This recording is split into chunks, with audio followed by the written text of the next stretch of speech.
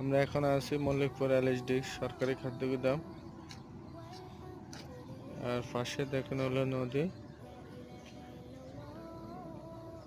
এই নদী থেকে ধান, চাল, গম নিয়ে আসে। এখান দিয়ে খাদ্য গুদামগুলোতে নিয়ে যাওয়া লেবারের মাধ্যমে। এই নদীটি হচ্ছে ইন্ডিয়ার সাথে সংযুক্ত।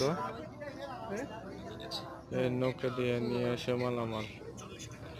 আর আরেকটা বিষয়, এই দেখুন নৌযান দিয়া, এ বোট দিয়া এখান থেকে টাঙ্গাইল হাওর যাওয়া যায়। এই নদীটা টাঙ্গাইল হাওরের সাথে সংযুক্ত।